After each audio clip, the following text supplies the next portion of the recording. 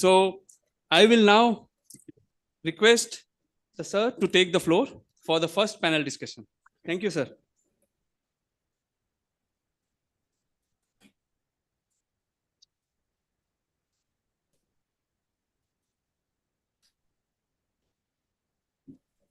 We have esteemed panel members here and keynote speaker. For the first session, I request Sri Harish Mehta to take the chair, CEO of Reliance. Give them a backhand.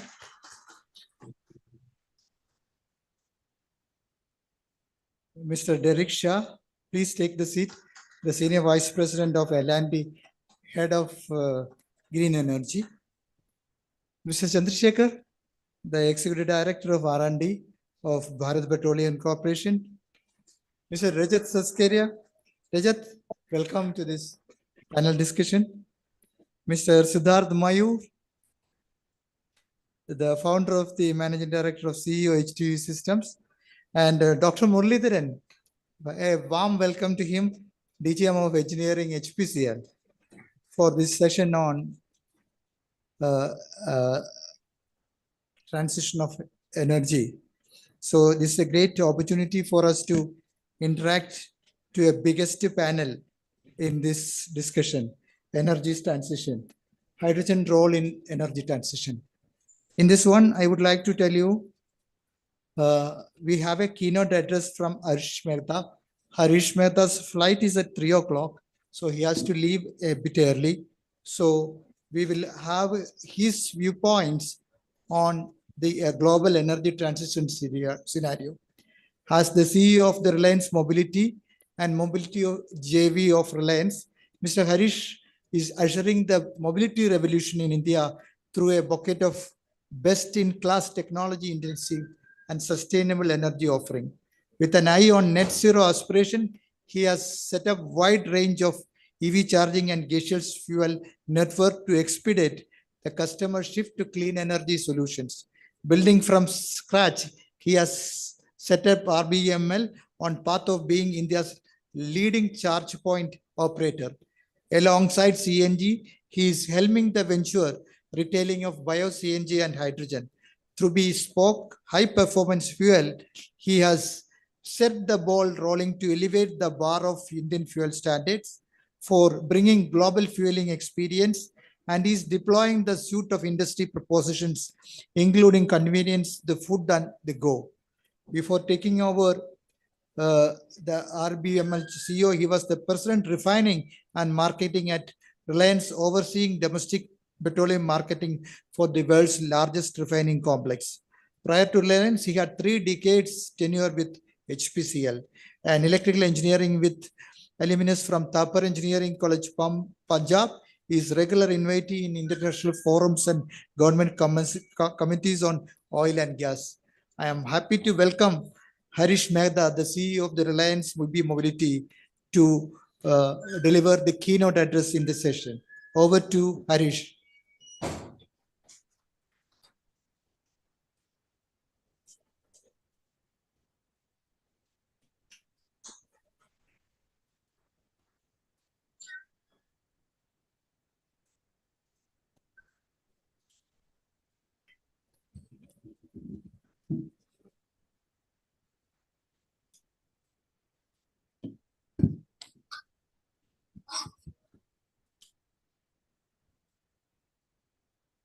Thank you, Dr. Venugopal, for the gracious introduction. Good morning, ladies and gentlemen here. And I'm also thankful to Dr. Venugopal for inviting me to share my thoughts on a very contemporary, I would say, subject, hydrogen's role in global energy transition. As we delve into the role of hydrogen that it may play in the reshaping of energy landscape in future in India, let me set the context for all of you. India is a bright spot in the world. World over, the countries are fast-tracking transition towards greener and cleaner future, and we need to understand India's standing in this global energy transition race. Today, India is the fifth largest economy with GDP of $4.1 trillion and on track to become the third largest economy with $5 trillion by 2027.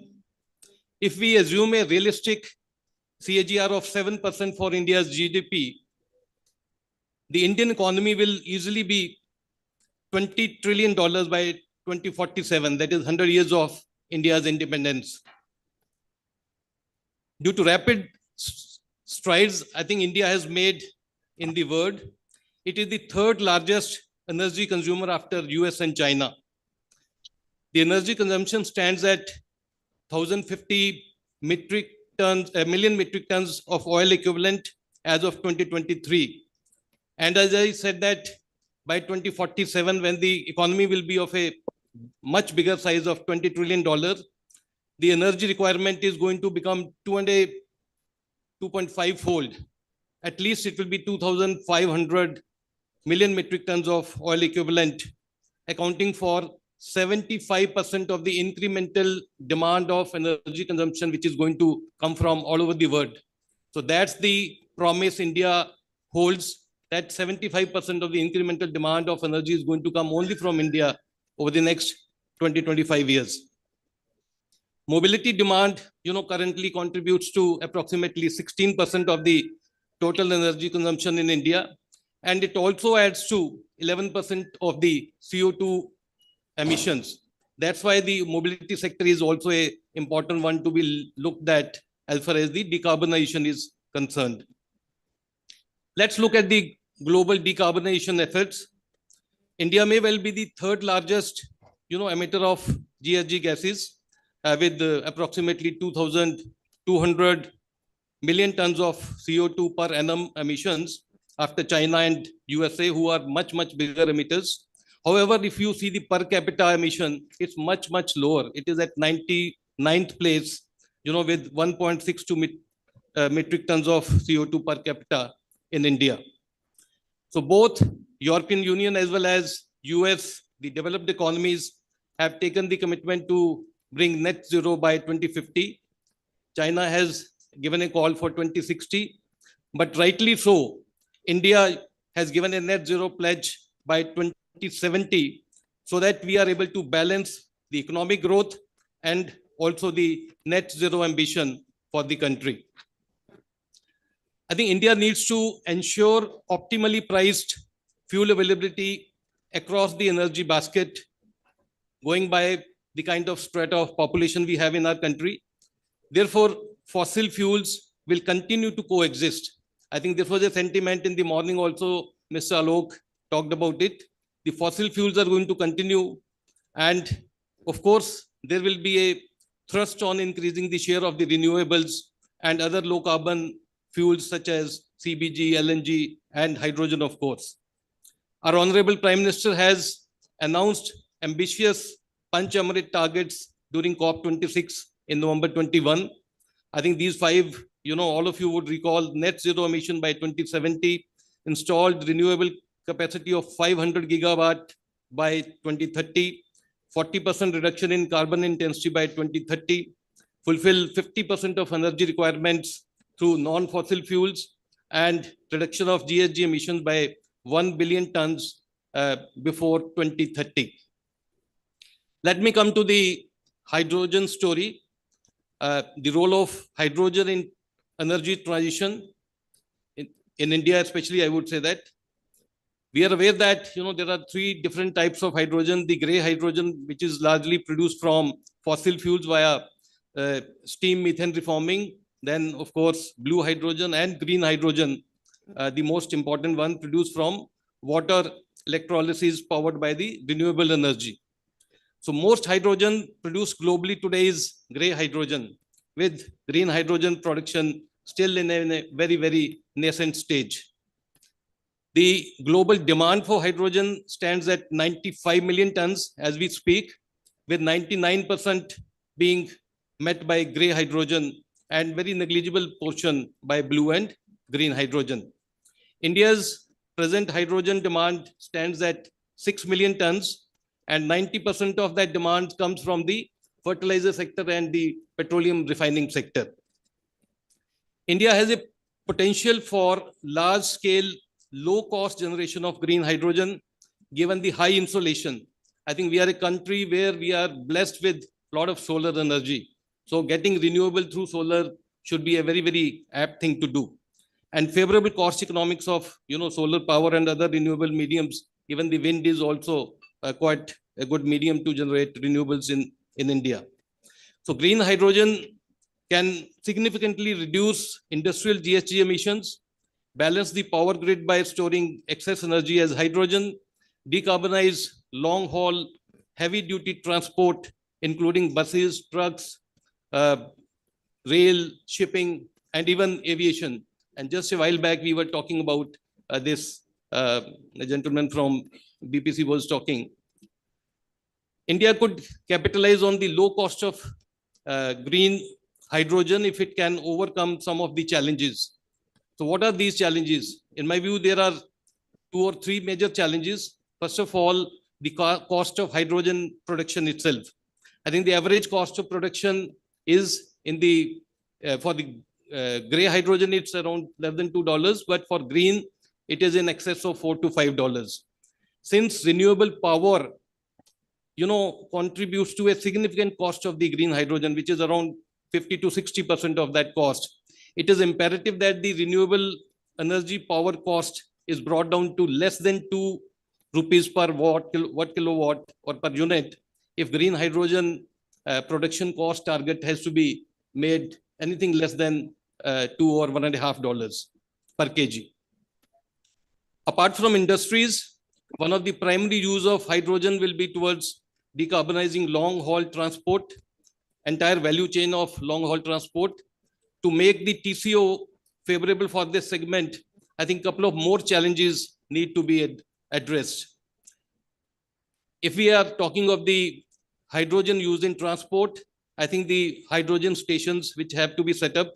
So handling hydrogen, requires specialized equipment, the materials at high pressure, making all the components of hydrogen value chain very, very capex intensive. Key equipments used such as electrolyzers, compressors, fuel cells, cascades, dispensers, chillers. Majority of them are all imported at a very high cost. I think indigenization of these equipments through government incentives such as PLI, government is already at it, will help to reduce the capital cost. H2 fleet, cost of fleets itself, has to come down. The fuel cell, the trucks or the buses, the differential cost with the diesel truck is something like 1 crore of rupees. I think the heavy vehicle OEMs have to innovate and drastically reduce this cost, and H2 ICE, vehicles are a pretty viable option. Although the energy efficiency is low, but I think R&D has to be carried out so that we can produce more efficient H2 ICE vehicles, and this will significantly reduce the cost, the capex on purchase of the vehicles which can use hydrogen. And some of the more proactive policies like FAME policy government has for the EVs probably will also help the hydrogen transport industry if it is implemented. Let me come and talk briefly about the RIL pilot for hydrogen in transport, which we have undertaken. RIL has always been an innovator to experiment new technologies. We commenced India's first hydrogen transport pilot at scale in March 23, around a year back. We set up a hydrogen retailing station, refueling station at Jamnagar, and partnering with Ashok Leland, developed a fleet of 24 H2 ICE trucks, and 3 buses also are in the fleet, which are of course fuel cell technology based. The pilot was approved by PESO and Automotive Research Association of India, and is running. Of course, the trucks are running without load. That's what is the approval for. Between Jamnagar and Rajkot, that is a distance of around 170 kilometers one way. The HRS has been designed and executed with leading global PMC with a high-tech dispenser of capacity 3.5 kg per minute and hydraulic compressor boosters and cascade to store 50 kg of H2. There are 8 cylinders in that cascade. And the H2 ICE trucks are fitted with 2 numbers, type 4 carbon fiber cylinders with a total capacity to store hydrogen of 16 kg. I think over the last 1 year, the HRS has successfully dispensed over 9,000 kg of hydrogen for these 27 vehicles associated with this pilot. The vehicles have cumulatively clocked an impressive 130,000 kilometers in the last 13 months. I think minute details of the HRS and the vehicles with regards to safety, such as temperature, pressure, leakages, breakdowns, equipment performance, etc., is 24/7 monitored and reported to these regulatory agencies on a monthly basis. We are determined to provide a viable alternative to diesel for the movement of long-haul freight on the Indian highways and the expressways. I think in conclusion, I firmly believe that energy transition is inevitable for sustainable future of India. Government will work on multiple fronts to decarbonize the energy basket. However, hydrogen will play an important role in this transition journey. Thank you very much. Excellent keynote by Harish Mehta, the CEO of the Reliance BP Mumbai. I would like to ask her 3 questions. Harish, what are the key technological advancement Reliance is doing to scale up the production, storage, and distribution of hydrogen to support integration into a global energy mix? This is, you have well told us about the hydrogen dispensing station you are having. You are having 4,900 kg of hydrogen you have already used in the automotives, and you have covered almost 130,000 kilometers. This is a phenomenal thing. Give them a big hand, because phenomenal thing. I am telling you, their compressor is of low pressure compressor, and whereas IOC's is a higher pressure, but IOC is not able to do it as this. This is the greatest difference which I have seen.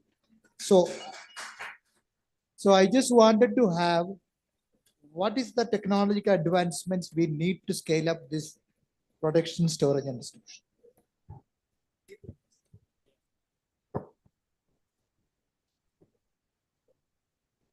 Yeah, I think as I just talked in my address, I think one of the basic requirement for cost-effective production of hydrogen is production of the renewable power at a very, very cheap cost. And for that, Reliance Industries is doing complete, end-to-end integration. So they have already, you would have heard in the news in the public domain that multiple gigafactories are being set up by Reliance. And, right from sand to the solar panel, so that gigafactory is coming up at Jamnagar, which will be in production by mid of this year. Then we are also putting up a gigafactory for production of the electrolyzers. So I think production of solar energy at a very, very cheap cost is what is the target, and that will help Reliance. I think the call given by the chairman that, ultimate aim of Reliance is to hydrogen at less than $1 per kg.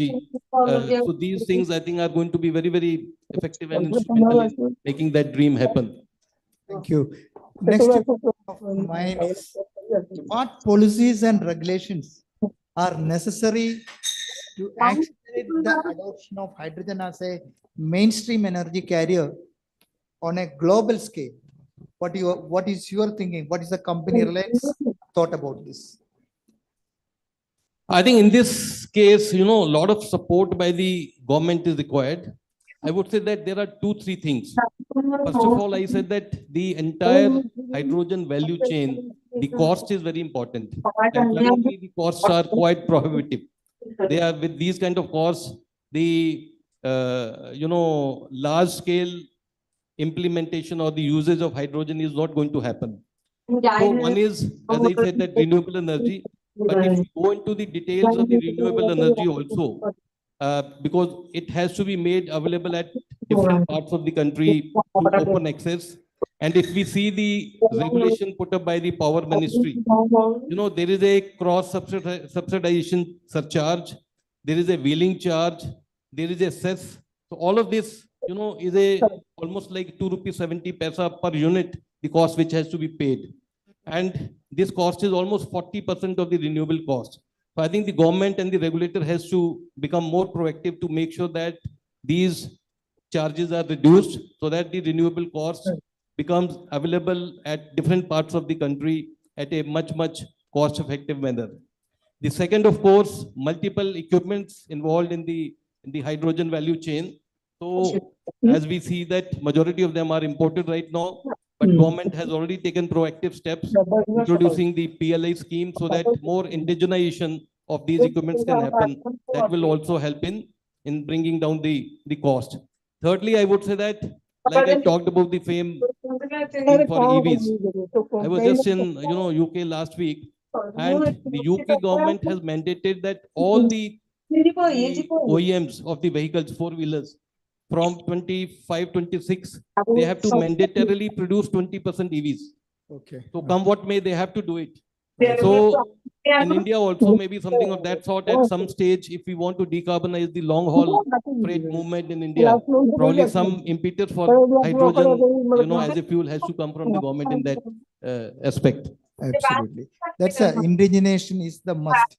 So what we are telling on the cylinder side, on the vaporizer side, on the pumps and compressors.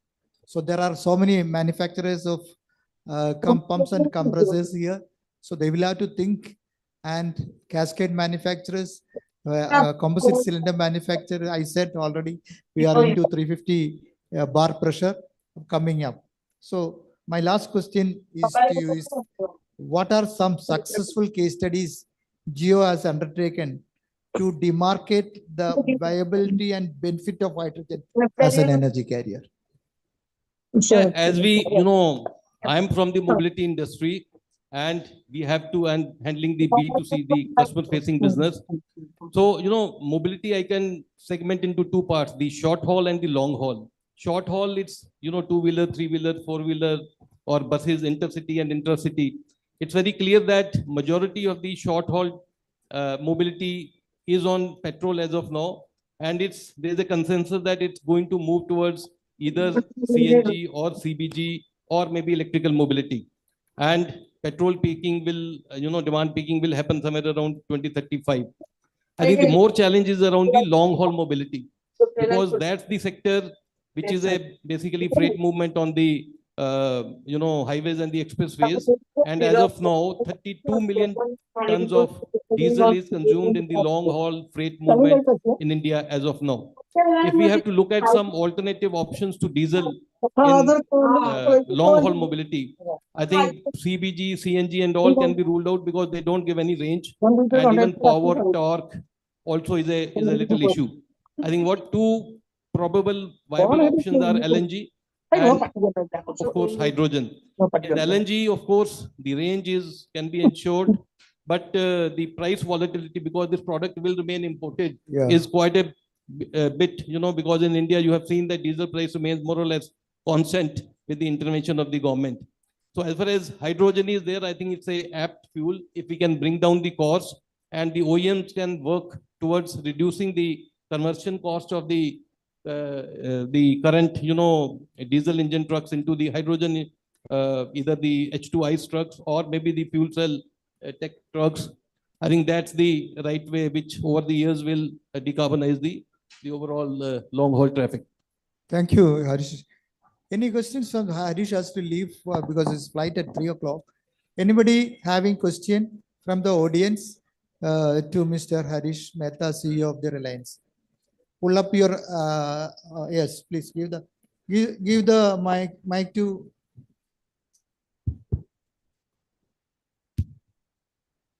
All the registration people, please be among the crowd. Yeah, good afternoon, sir. So it was a wonderful speech. So there is a famous quote of Reliance that $1, 1 decade, and 1 kg hydrogen. So if you see the green hydrogen, it needs about 55 unit of electricity.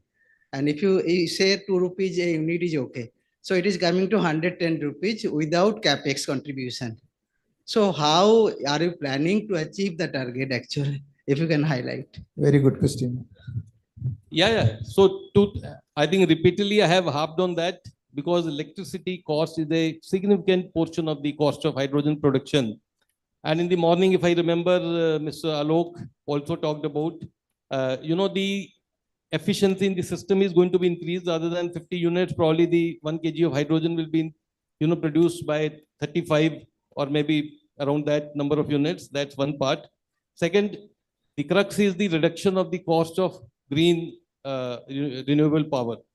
That I'm sure that over the period of time, as I said, that once the regulatory agencies also pitch in and say they will help in reducing some of these, cross subsidization charges and the cesses and the taxes which are there.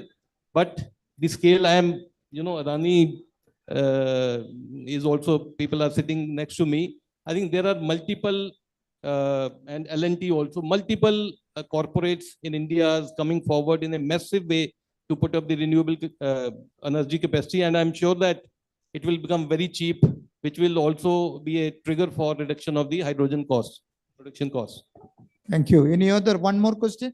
Yeah, there. Same company, no, please. Good afternoon, sir. Sumit from IOCL R&D Center. So I would like to just know that the Reliance is massively strategized for S2IC engine for their mobility. Yes. So it is a small term to medium term decision, or it's a long term backing for the S2IC. Yeah, again, I said that, the whole principle of Reliance you have seen in multiple businesses is that unless the cost is brought down and we are able to give a reasonably priced product to the customer, it's not going to become viable for a scale-up model. So in our case, as I said, that the differential cost between a fuel cell truck and the normal diesel truck is something like more than 1 crore of rupees. Wherein partnering with Ashok Leyland, we could develop this H2ICE truck where the conversion kit cost was something like around 30 odd lakhs. And it has a potential to bring, to be brought down to 10-12 lakhs. So there is a huge significant cost advantage. So I am saying that even at the cost of little less efficiency, if this type of big capex advantage can be brought into the system, into the entire value chain, it's a big thing. So we wanted to do the pilot for not something which is just a theoretical pilot, but something which can actually run so that our own entire fleet over a period of time, we can convert it into a hydrogen fleet. Thank you. One more question. Yes, please, there at the back bencher. Please Sir. give, madam. Yes. Let the organizers keep silent. Can you specify how you're going to transport the hydrogen through pipelines? What kind of material or pipe material you used? Pipeline transport. Pipeline. Actually, I am more from the mobility side. So I will answer you. Yeah. Pipelines, we are not at granted permission for cross-country pipelines. We are in the process of approving some of the applications received, but that depends on various factors of the area of a right of path we have to consider. If it is an industrial path, we can think about it. But as on date, we are not able to conclude to this one pipeline transportation as of now. Yes. Yes, this person here, madam, give it to you. Hey, why not give two more representatives, please come with the mics, please. Why you are people sitting there? Go out and be with the audience. Please, sir. Good afternoon. Excellent speech. This is Makran from the Volvo Group. I met your team in Bangalore from last couple of times, and also I visited your workshop over there. So I was wondering, how do you see the storage system wise for the mobility to go? Today we are 350 bar gaseous storage. Do you see 500 coming up, 700 coming up, or we are also going in the liquid storage direction? Excellent question. I think This is a request we are going to make it to Dr. Venugopal, because as I said that, hydrogen is going to replace diesel. Any truck which moves on a network road or a expressway or a highway in our country needs a range of something like at least 1,000 kilometers. Normally the trucks, once they fuel at one place, they are able to easily go beyond 1,000 kilometers. Then only they go for the refueling, because normally 400 liters of diesel tank is there, and maybe if you take average 3 kilometers also 1,200. Now with this current restriction of 350 kg, the range cannot go up. I think that request has to be considered by Dr. Venugopal to make sure that slowly and steadily, keeping in mind all the safety aspects of it, we move to 700 bar. I think globally there are multiple countries where hydrogen is, handled at 700 bar, even for the mobility application. So that's, you are right that it has to go in that direction.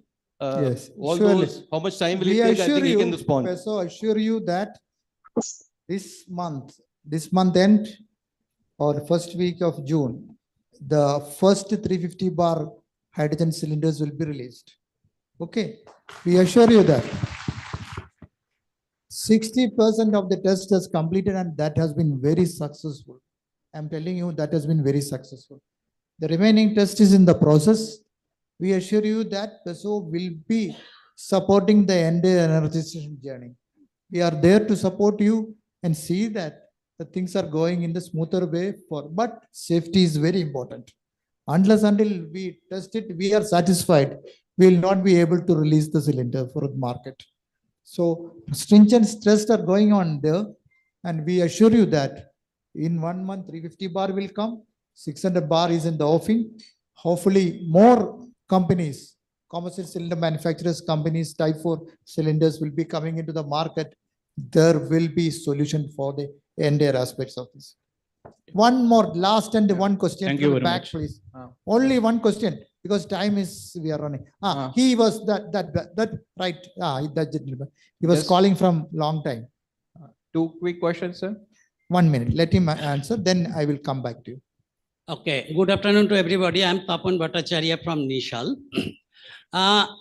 Everything we heard is extremely good. Production, transportation, storage, handling, and cost, everything. Now, maybe some countries are giving $3-4 as a benefit to product producers, some country $1, but no country will be able to give this forever.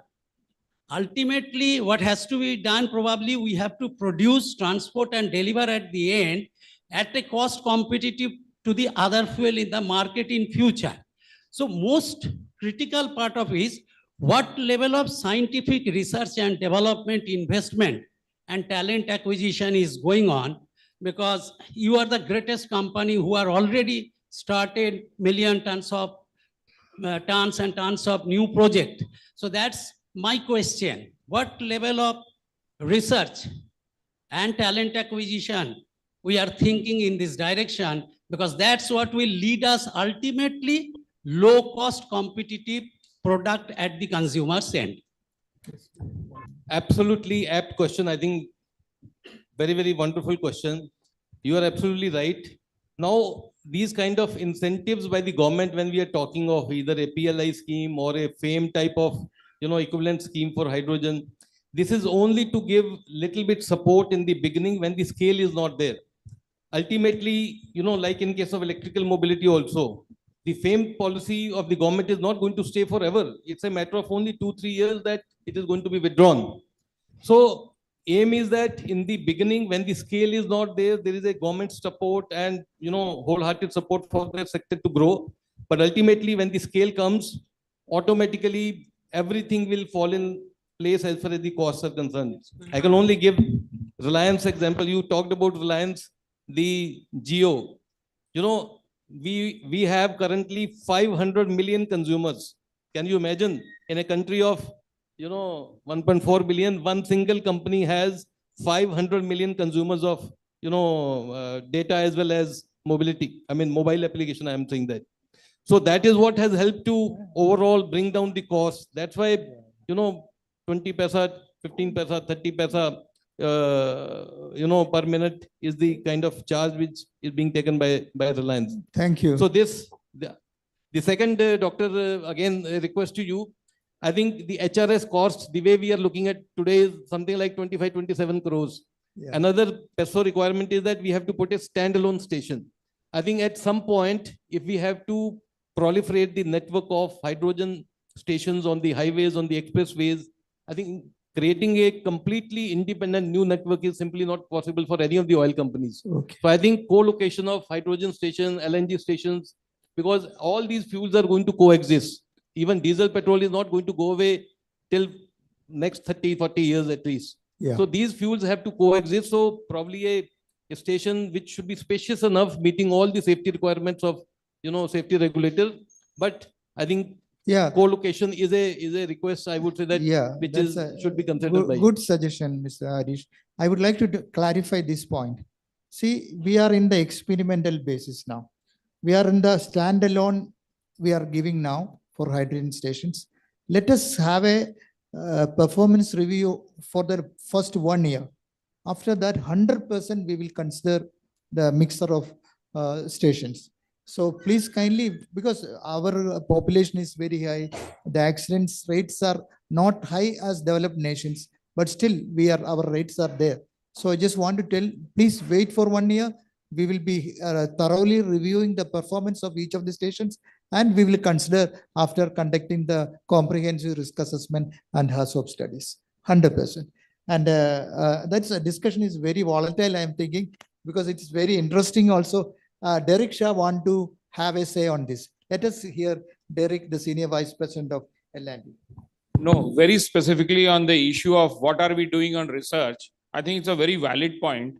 And although the subject was mobility, but I'll just kind of little bit change gears to say, we at L&T are developing, we have our own research center in Hazira in Gujarat, where we are indigenizing every component of the electrolyzer to bring down the cost. As you said, future, it's no more support, it's going to be the cost.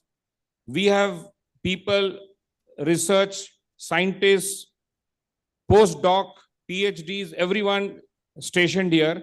And we have material science being developed at a very, very basic levels to replace multiple of the metallurgical components. So I think it's not only production, it's not only generation, we are also doing research in the electrolyzer. I just wanted to make this point. Right, Tara. Only one more question because he has to leave now. Last and the final question. Two quick comments. One on the H2ICE trials that Reliance is doing. What about the NOx emissions? Any specific comment on that? And second question to Mr. What Shah. is it? NOx emissions? Emissions, you are saying? Emissions, yeah, for H2ICE. And second is any particular electrolyzer technology that Reliance is betting on and L&T is betting on, or is it still in the R&D phase when we talk about manufacturing plants? Yeah, exactly. The data I don't have on the emission, but it's absolutely insignificant. And on the electrolyzers, I think Derek will be more apt to respond on the kind of technologies which are being looked at. Anyway, that question we will answer during Derek's session. Okay, that is what. Thank you very much for Mr. Harish Mehta for delivering the keynote and answering all these questions. Any questions, you please kindly send it to us. And in my Wikipedia, in my pages, we are regularly writing on this LinkedIn pages. We are answering all these questions in my LinkedIn page. And if you have any further questions, please air it to us, mail to us, and we will be able to answer for that. So on behalf of the organizing committee and on behalf of this session chair, I would like to thank Harish because he has to leave for the airport. His flight is at 3 o'clock. So on behalf of all of us, I thank you profusely for coming and delivering the keynote and speaking to the queries raised now. Thank you. Yeah. Thank you, Dr. Venugopal. And my apologies, I have to leave. Otherwise, I would have really enjoyed being here for full session. Thank you very much.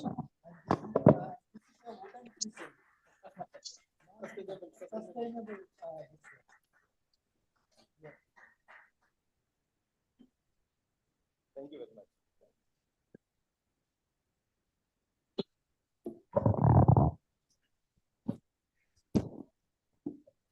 So the panel discussion is on. So I would like to hear from Derek Shah, the Senior Vice President of head L&T. Sri Derek is spearheading the green energy vertical of L&T Energy, which focus on the entire value chain of green, including that of manufacturing, EPC, and developmental works.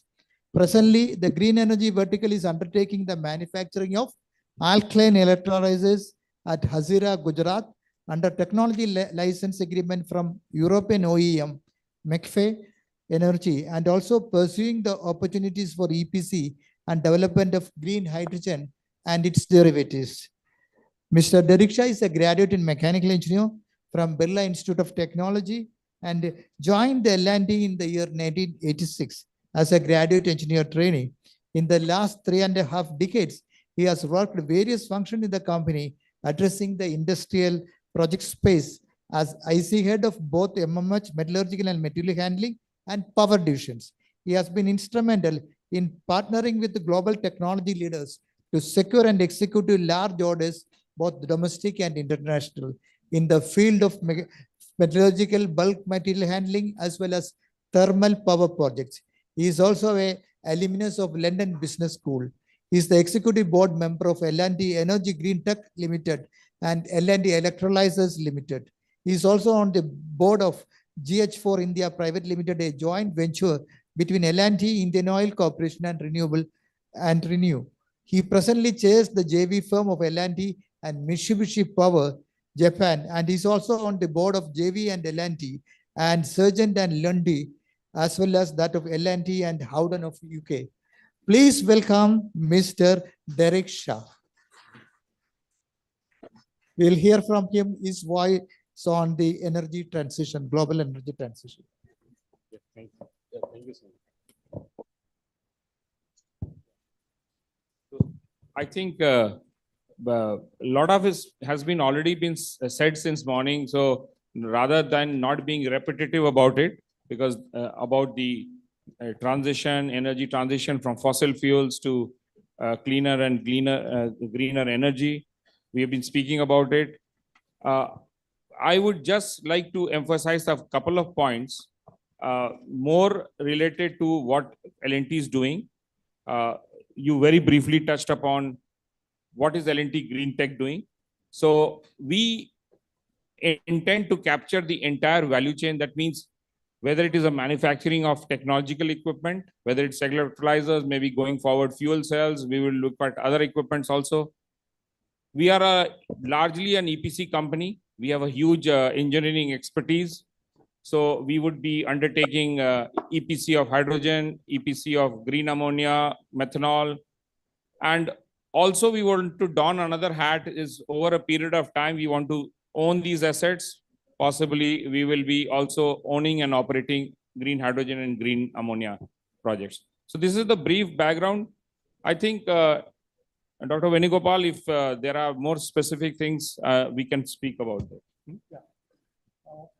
One main question I would like to ask Mr. Derek is, how do you foresee the role of hydrogen evolving in the energy mix over the next decade? How it will be? What is your, because you are the largest electrolyzer manufacturer in the country. So how do you foresee the role of hydrogen evolving in the energy mix? Yeah, so again, it was briefly spoken about in the morning that this transition is not going to be disruptive to the extent that if we expect that the fossil fuels will, let's say, get over in a decade or a couple of years, it's not going to happen. Someone very correctly used the word, it will coexist. That means that over a period of time, the fossil fuels will possibly coexist along with greener fuels and other forms of energy, which is going to happen, whether it is through a battery or through other forms of energy. So hydrogen will keep coming into this form as and when we look at usage, cost, as well as specific intentions and incentives that get provided by various governments. So when we speak that where will hydrogen appear, we can already see happening in very, very niche. Today, I was speaking to one of our delegates who are here, who happens to know me also in Mumbai. And he says he's already into the business of hydrogen, but the hydrogen that he purchases it is upwards of 700 rupees. So it's natural for him to move into electrolyzers, and he's now looking at electrolyzers and possibly over a period of time green. Because for him, in the sector that he operates, the hydrogen is already very expensive. But there are other areas like the refineries, fertilizers, where the cost of gray hydrogen is way, way lower because they are using the SMR process to get the gray hydrogen. In those industries, the transition will be much lower. And there the demand or the generation by the government or mandate will be very important. Right. What is your plan? What is L&T's plan in the coming years in more electrolyzer manufacturing firms coming up, new states at the new states, or you will be still will be content with Surat only? Where are you planning to come up with new manufacturing plant across India? Yeah. So, as much as possibly we have been one of the front runners to set up our factory, wanted to share that our factory is up and running. We have started manufacturing. We have rolled out our first electrolyzers. By September onwards, we'll go completely commercial. We have a robotized, completely robo-operated plant which will be producing the electrolyzers. The present capacity of this electrolyzer factory is 300 megawatts. If you look at the demand, right now the demand in the country itself is not so high that we believe that the factory is going to be flooded with to even meet 300. However, within 1.5 years, we are going to scale it to about 1 gigawatt. Great. Now, to say that do we set up another factory, we will watch how is the demand playing out. If the demand plays out very well and if the demand is much higher, we will look at other places. Thank you. So now we will hear another very important figure. We'll have questions to Derek in the later stages also. We'll introduce Rajat Saskeria, the CEO of the Green Hydrogen and Derivatives of Adani Group. Rajat is a seasoned renewable energy infrastructure professional with 2 decades of experience, currently serves as the CEO and Green Hydrogen and Derivatives at Adani Group. At Adani, he is mandated to position Adani as the leading developer of green hydrogen and derivative projects, aiming for more than 1 million tons of green hydrogen by 2030. In his previous role as CEO at ACME, Rajat played a pivotal role in establishing its green hydrogen and ammonia business, overseeing multiple global scale projects in India, Oman, Egypt, and US, with a cumulative potential capacity exceeding 4 million metric tons per annum of green ammonia. He was instrumental in securing world's first long-term offtake contract for green ammonia. His career highlights include managing one of the largest renewable portfolios in the country. His achievements have earned him recognition as one of the youngest professional business leaders in the country, with numerous leadership roles under his belt. Rajat has done his MBA in Finance and Strategy and from IIM Calcutta, and is a graduate in electrical engineering from Gujarat University. So we will hear what is Adani Group's venture into the electric energy transition as hydrogen as the key player. Thank you, Dr. Venugopal. First of all, before going to Adani, I just want to give a interesting incident which shaped the way world moves. So one of the biggest mobility developments in the lifetime of human being is air mobility, right? All of us use it. But in 1937 May, a very interesting experiment which was on its way, world had developed a hydrogen-based airship, which was doing a first transatlantic ship movement from Europe to US that was based on hydrogen. And just before it was to land, because of some issues, friction issues, it caught fire. There were, I think, 14 or 15 people dead. And that was the only thing which died were not people. What also died was a great experiment that happened because safety was not taken into consideration. And today we don't have that, possibly a wonderful mode of transportation, which 1/7 the carbon footprint per kilometer per person that world could have had. So that is why we are PISO organizing this, because if we get it wrong in our lifetime, possibly will not see hydrogen becoming successful. So sometimes in our excitement, we do tend to get frustrated that why such measures, but I think that 90 years back, that incident is a very important reminder. Second thing, just to make subject a bit more colorful for a lot of young audience. So we are talking about two essential chemicals. One is hydrogen, which is possibly the solution. And the other one is carbon dioxide, which is the nuisance created, right? Now, just look at the numbers. If I ask you to take a guess, what is the composition of carbon dioxide in the atmosphere, which is a source of such big trouble? Probably you will guess someone would say 10%, 5%. Very few people may know the actual composition of carbon dioxide in air is only 0.04%, right? Which is a source of much big trouble. Now come to the solution, hydrogen. Again, if I ask you what mass does hydrogen make of the universe, I am pretty sure not more than 1 out of 100 will get it right. Even I got it because I read somewhere. It is not 5%, 10%. By mass, the universe 73% is composed of hydrogen, right? So we are talking about two fundamentally very, very interesting elements. One because of the size within the nature, and one because of a small size but disproportionate negative influence on the planet Earth. So that is a macro level, the topic we are talking. I'll just come to Adani first because that's possibly the area of interest. So what we do is very different from, let's say, what Derek's team is doing. We are what is called a developer of green hydrogen and derivatives. What does a developer mean, right?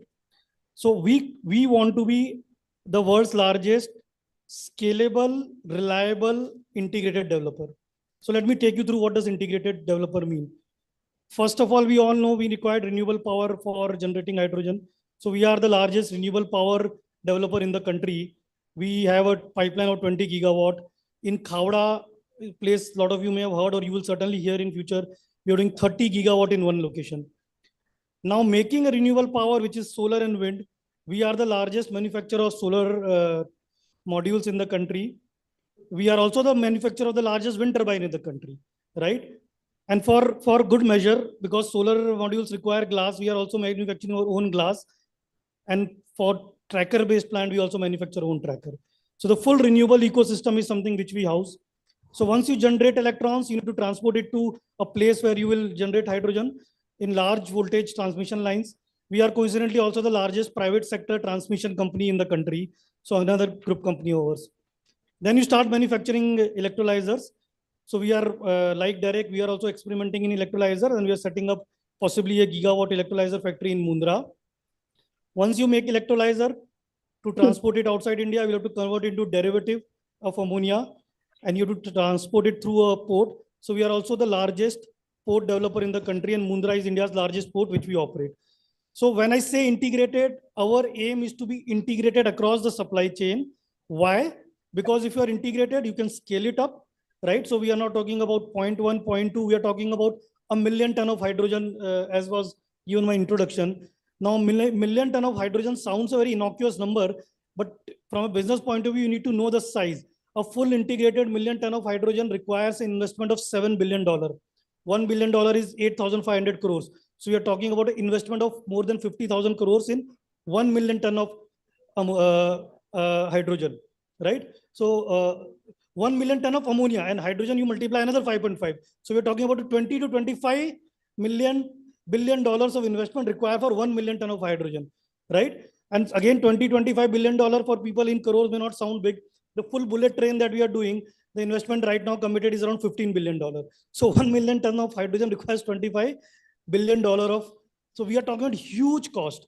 For committing that cost, you need to be completely sure of your supply chain, your cost, your scalability, your integrity of network, your talent that will execute the plant, the contractor ecosystem, the supply ecosystem, that is to be completely integrated. And that is what Adani plans to do, because we are developers of large projects. And final thing, before end of the day, who do you sell all this hydrogen to, or derivative of hydrogen? In this session, we talked about some demand in India.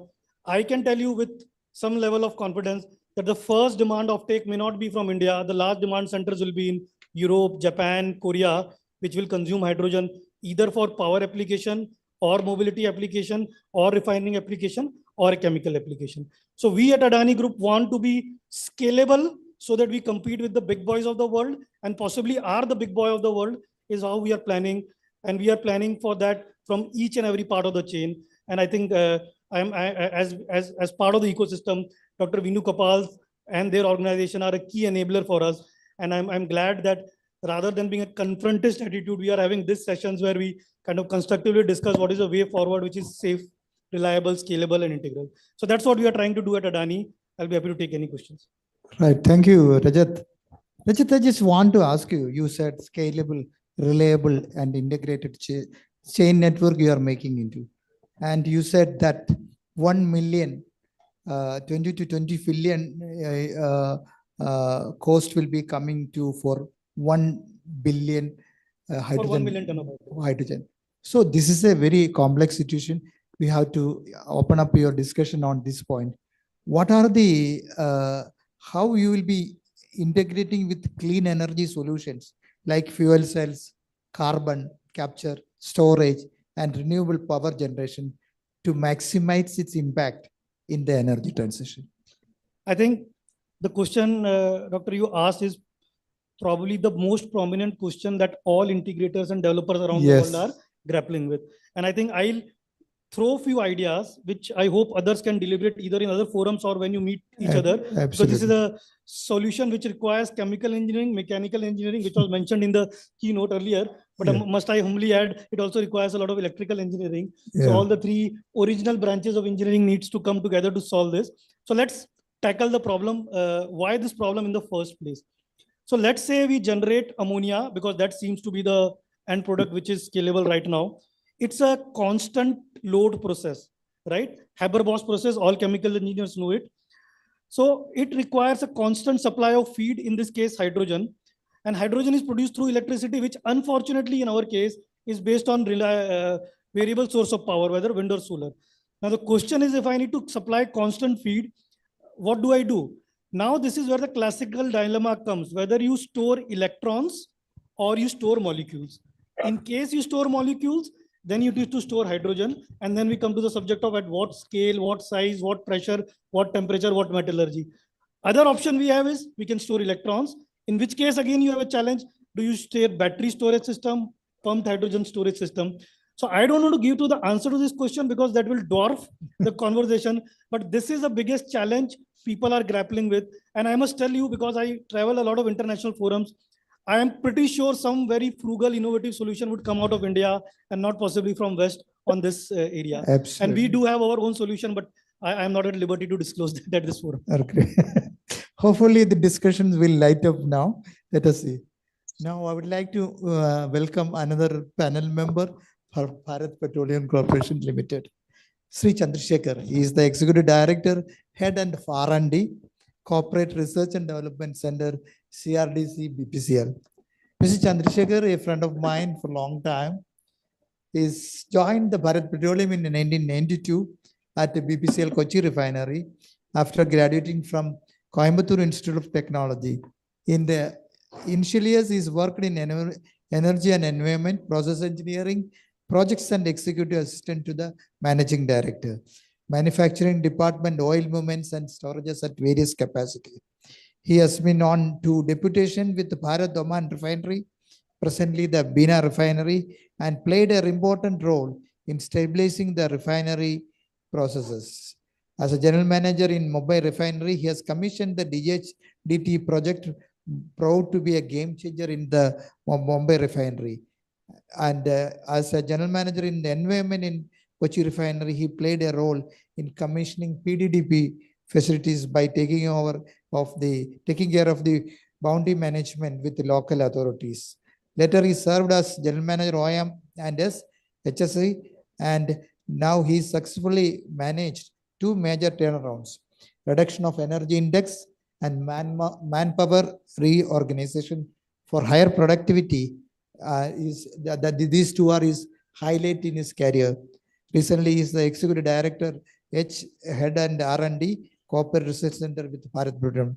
Over to Sri Chandrasekhar on his comment on this energy transition, hydrogen.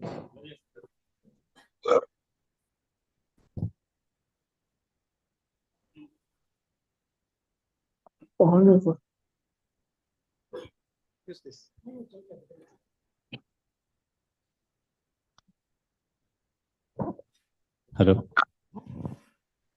Good afternoon, everyone. respected Dr. Gopal and my esteemed colleagues in the panel, and ladies and gentlemen of the dais. Very interesting subject, hydrogen, production of hydrogen. How do we use this hydrogen? How do we store this hydrogen? And how do we transport this hydrogen? After hearing from stalwarts from Reliance, Dani, and Derek Saab, what is Bharat Petroleum doing here in this space? We have the first indigenized electrolyzer. We have an exclusive partnership with IIChE-BRC, Mumbai, for developing this electrolyzer. We are very happy to tell you that this electrolyzer has been showcased in the India Energy Week at Goa, where the Honorable PM visited our site and visited our stall, and he has applauded our efforts. So was the Petroleum Minister who was there at the site. So the question that is asked to the company is, sir, that at what cost are you producing this electrolyzer? And what is the future of our electrolyzer business in India? For which we have given a commitment to the government that our electrolyzers will be certainly cheaper and it will be certainly cost effective. Now, this throws two important questions before us. How do we make it cheap? And how do we make it accommodative to the public? Another question that was asked to us is that we have 6 lakh households which is fitted with solar power. This is what the Honorable PM told us, that we have 6 lakh households in the north, which can be fed with solar panels and you get the power. Can you use that power to give an electrolyzer to give, the fuel to the household? Is that technically possible? No, look at the dynamic of this question. From where to where the thinking of the government is that we have to make these electrolyzers smaller and smaller, and probably we have to start feeding the households. But hydrogen is hydrogen. Hydrogen usage, we are all very well aware. The safety features of hydrogen, we already know. So this is one challenge that we are working on, how to make hydrogen equally blended with other fuels to make it commercially viable. Sir, we are very happy that you are going to introduce the 350 kg cylinder. So we will be probably one of the first consumers of it. Another important experiment that is happening today is that we are all aware that hydrogen is also extremely corrosive. It is not that we can send hydrogen through pipeline. Even in the refineries, we face the hydrogen embrittlement problem. Hydrogen lines are always susceptible. And my friends in Gujarat refinery who are here will know how difficult it is to inspect even these hydrogen lines during the shutdowns.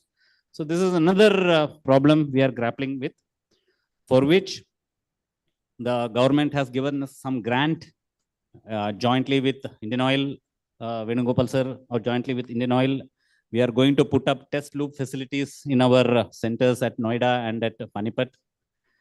Dr. Alok Sharma is not there now, but I can on his behalf also tell that this has been approved by the Center of High Technology, and soon we will be putting up these facilities to actually check at what levels these hydrogen can be blended in the fuel, whether it is 7% or whether it is 10% or more than 10%.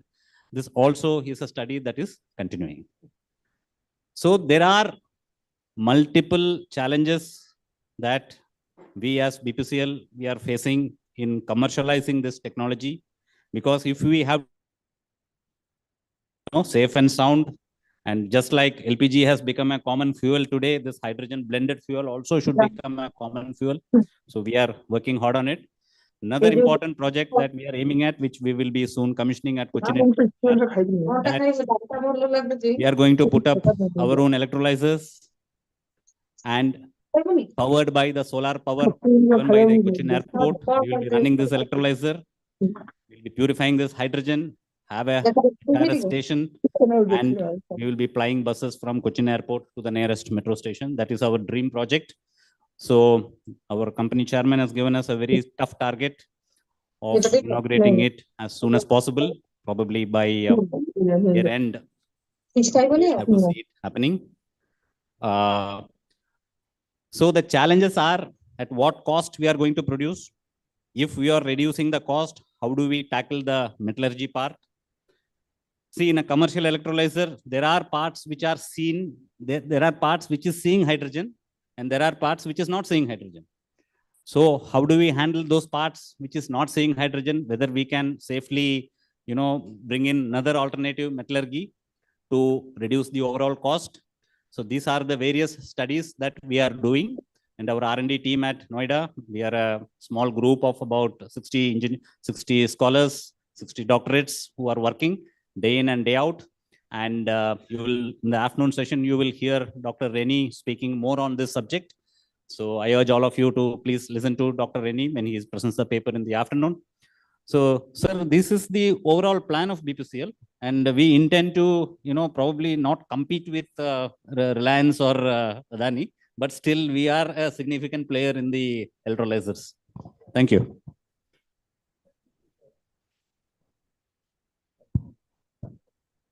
Can you replace this microphone, please?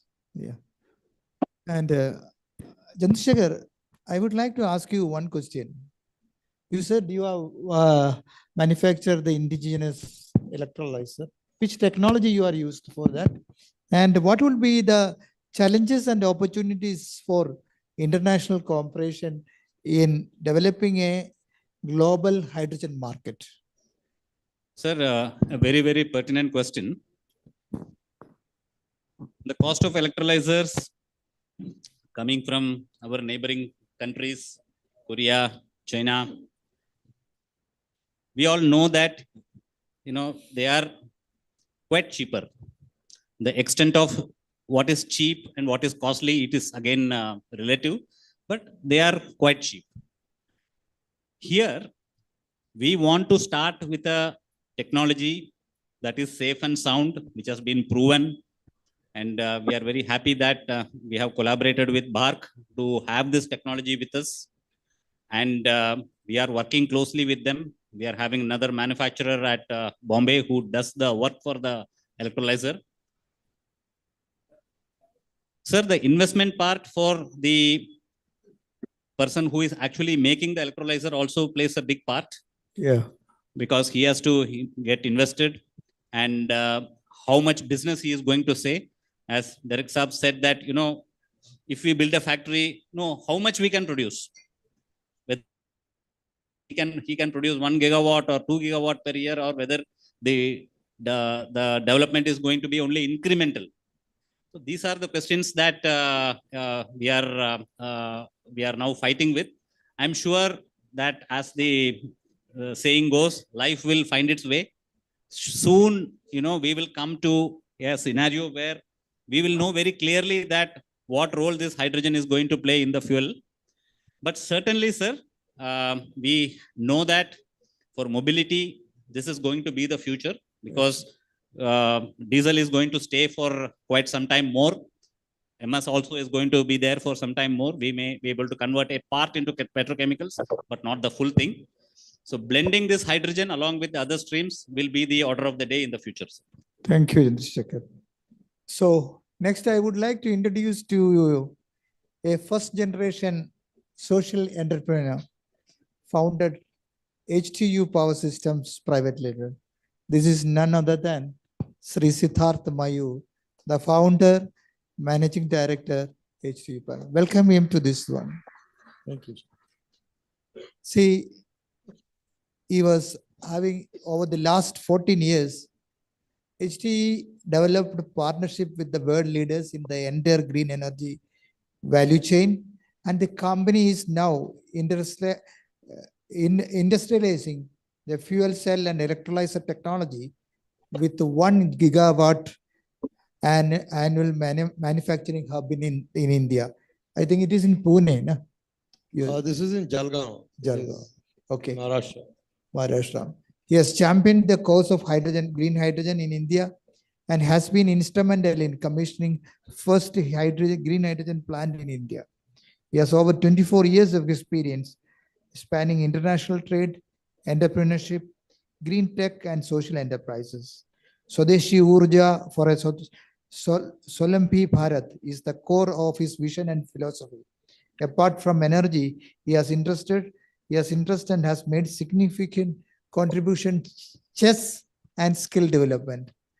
Let us welcome with a big hand Mr. Siddharth Mayur. I will have to, Siddharth, tell us about your life ambition on this journey. What will be the role of hydrogen in the green transition?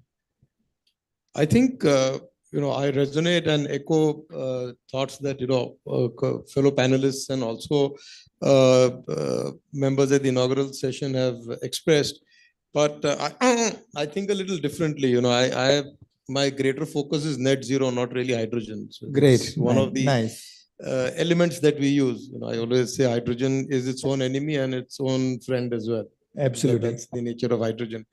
But for us, I think we are, if you look at what L&T is doing or what Reliance or Adani or BPCL, all these companies are doing, we are more at the bottom of pyramid, the way I look at the work that we are doing. And when I say bottom of pyramid is that we are doing ground up. So if you're looking at an electrolyzer, which would have about 390 components, we've already developed 75 components, which are now completely indigenized. Now, when I say indigenized, we have also changed the metallurgy. So in one case, we were using a particular chemical, which was very rare and not available in India. We've changed the metallurgy. We've looked at materials which are available in India, and then we've developed that component. So we are going ground up on that. So in a sense, by end of 2025, I think I should be able to deliver an electrolyzer and also a fuel cell, which will be close to 90% Indian. And when it is Indian, India, it is made in India. And also my criteria for made in India is that it has to be within 200-kilometer periphery from where I am. Okay. So it's very important for me because we are a startup company. Great. And that gives me that opportunity to think frugal and think a little different on this. I want to make sure that I deliver a complete plant in 150 days so that my working capital gets taken care of and you're able to make more money for the buck. But at the end, in terms of also looking at the application side. So when I look at an electrolyzer, I don't look at it independently. Or if I look at a fuel cell, we don't look at it independently. So 2002, we built a fuel cell bus, which is running in Jorat very successfully. We did blending of hydrogen with natural gas in the Assam gas pipeline. We've done applications of microgrids. So our focus always has been that take the product and build a solution. Where is the solution? So I do not take refinery as a solution for me because I'm too small for the refineries and their cost requirements are too dynamic. And plus, if you're looking at export, Rajat mentioned, $7 billion or, some other billions numbers that some of us do not even understand or comprehend. So we are going on the bottom again. We are going into the agriculture, for example. We've developed solutions. I'm looking at 118 million farmers in this country. If every farmer becomes energy independent, every farm gets converted into a factory, you're looking at 118 million SME entrepreneurs in this country. So we are talking about, I think Harish mentioned about 7% CAGR. We can look at 12 if these farmers get into the act. So the entire agriculture value chain, we've developed some very interesting solutions using hydrogen, using biogas, using methanol, even combination. So we've developed a fuel cell, which in a single day can take 3 fuels. Yeah. Whichever fuel is available and give you combined heat power at an efficiency of 92%. Okay. So these are areas where we are working on. We are working on bringing a fuel cell into every home. Now that we are going to blend hydrogen with natural gas, the pipe can get into every home and a fuel cell in the home can take care of your entire electrical and basically become an independent power producer. So that's how you're looking at energy transition. That's how you're looking at transiting from a non-renewable source or emitting source to a non-emitting source. So again, carbon is not the enemy here. The enemy is our habits. The enemy is how we use that carbon. So if I'm able to take the carbon, so again, another example of solution that we've developed, the steel industry uses synthetic gas as an example. What if I take carbon dioxide along with the waste heat in a solid oxide electrolyzer and produce syngas? So you're replacing that with a greener medium. You're capturing the carbon. And we've again achieved all of this on a demonstrator scale. We are, as Alokji mentioned in the morning, we developed India's first solid oxide electrolyzer. Yeah. I think it's an achievement because worldwide only 2 or 3 of such projects have successfully taken place. And we've achieved 29 kWh DC stack level efficiency, which is by far best in class. At a system level 37, 38. So these are disruptions and these are areas which will then open up, when you said that applications of hydrogen, these can open up different solutions if you're looking at steel or even if you're looking at syngas as a subject. So, I take syngas and then I can use the different processes or Fischer-Tropsch synthesis to produce methanol or to produce SAF. So these are different or thinking differently in terms of, what we can do with this. Because these are again early stages. There is a long path that is forward. For me, I take this as a pre-dawn industry. We are Excellent. still to get. All youngsters, please listen to his words. It's very interesting. See that how it has been developed. He's making into since 2009. You're working on that. 2009, yes. Yeah. Tell me, Siddharth, how is the solid oxide electrolyzer going on? You said you are the first one to manufacture the solid oxide electrolyzer. So how is it working? How is the performance of the same? Solid oxide has a notorious feeling that we are the most expensive electrolyzer. So whenever that's why I speak to people, they always say "Mehanga hai." So happy to announce here that the work that we are doing on the component side by I think end of 2025, I will match PEM on the cost on solid great. oxide. Give him a big hand. That's what. Your encouragement is very much needed for such young entrepreneurs. So there's a lot of work on solid oxide that we've done. And again, it's a reversible. So, we can do reverse. The same stack can be used as a fuel cell. Yeah. Same can be used as an electrolyzer. Now, what we've achieved here is on the stack level, we are again making the stack now in India. The components on the stack, we are replacing that. The interconnect plate, for example, we've developed one with IIChE here in Hyderabad. So we will indigenize that. We're indigenizing the electrolyte.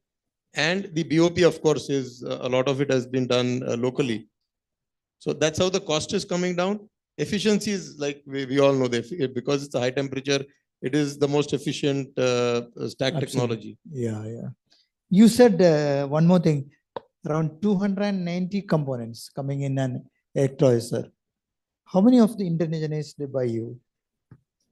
See, like I said, 70 of them we've already indigenized. Great.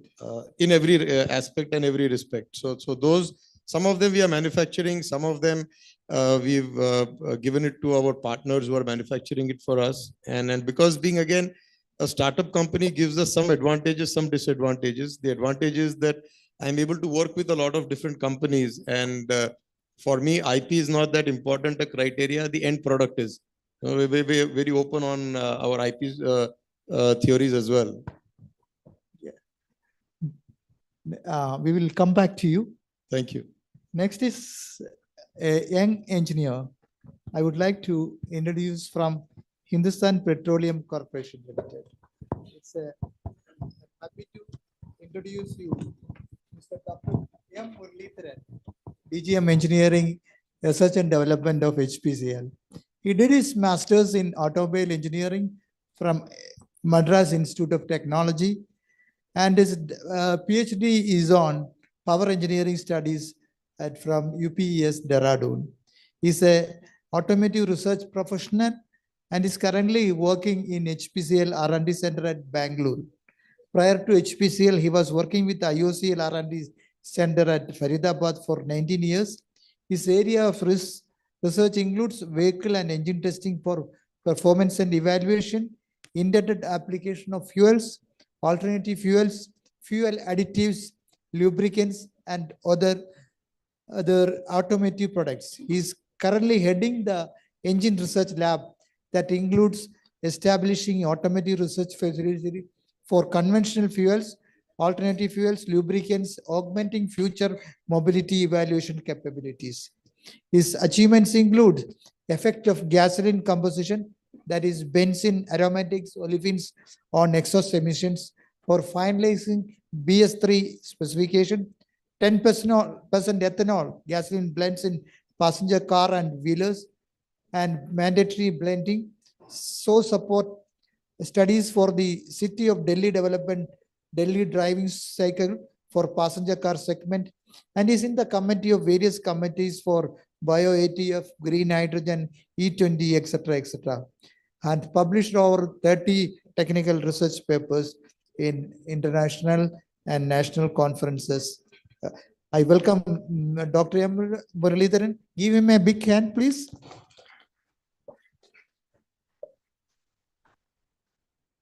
Thank you, sir. Let me introduce about what. Take a HPCL memento from us, please. So as a petroleum and oil industries, working on hydrogen is not new to us. Actually, we have been working with the hydrogen for quite many years. The hydrotreating of diesel is one thing. So from HPCL perspective, we have ambitions, plans of working on renewable energy generation portfolio. The currently, which is 184 megawatt, we have ambitions to move towards 2.4 gigawatts by 27-28. And green hydrogen production, which is currently around 3.5 TPA, we have ambition to go towards 16,800 TPAs in another 5 years of time.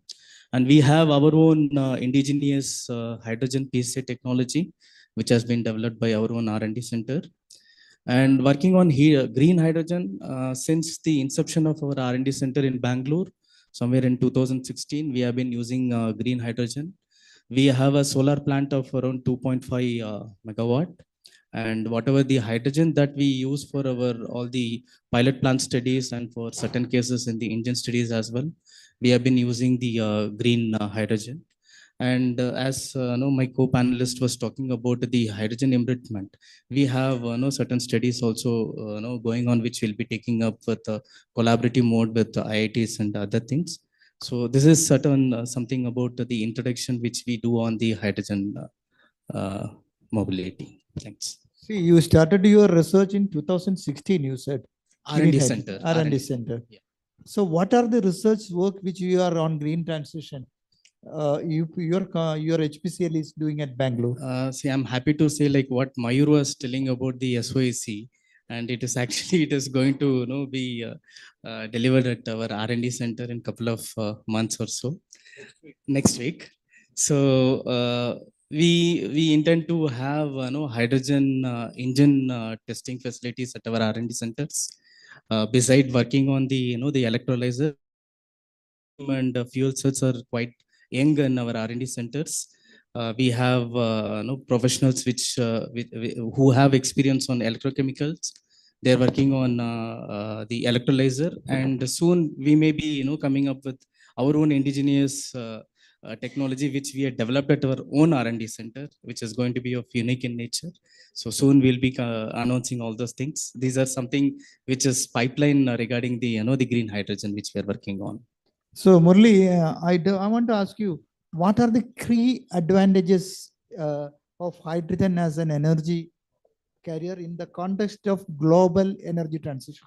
What do you anticipate? Yes, since morning we have been talking about all the hydrogen things. Like one of the major advantages, it is having a high energy density in terms of mass. So it is somewhere 140 megajoules per kg. So which is almost 3 times of that of gasoline, which gives an added advantage to hydrogen. And second thing is hydrogen from the storage perspective, unlike the other conventional fuels like a gasoline or any other the conventional fuels, even the the alternate fuels as well, there is no restriction, like it doesn't have any life for it. So when you store the hydrogen, it is going to be hydrogen throughout whatever maybe the years it can be. That is one advantage. And as far as the combustion is concerned, it can be used both in hydrogen IC as well as the fuel cells. In case of fuel cells, it is going to won't be the water vapor.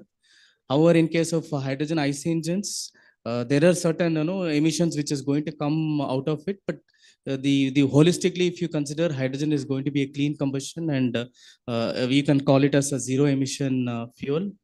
And other thing is this hydrogen can be one of the versatile fuel which can be used not alone for the transportation purpose. It can be used for the industrial application as well. The steel industry, the fertilizer industry is going to be the major advantage wherever the carbon is used. There, this hydrogen can be replaced. That is one of the versatile thing the hydrogen has. And regarding the decarbonization potential, wherever the electrification is not possible, so this hydrogen has an way wherein we can penetrate and we can do the decarbonization. Of course, it has a reduced greenhouse gases emissions. So these are some of the advantages when we talk about the energy transition for hydrogen. So HPCL is coming with some research activity. Hopeful we will be get advantage of the same. Yeah. Right. And Thanks. of course, I request you to go for electrolyzer also, in the field of electrolyzer also in that one. So now the questions are open to the audience.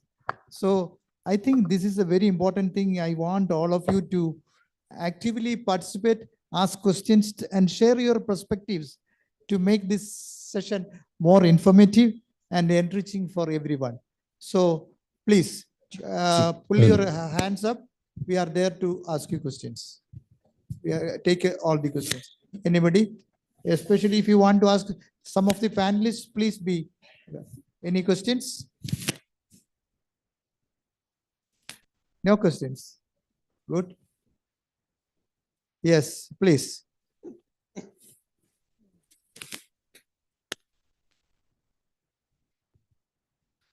Sir, good afternoon. Myself, Priyabrat Tripathi, I'm from L&T. Yeah. My question is to you, sir, actually. Yeah.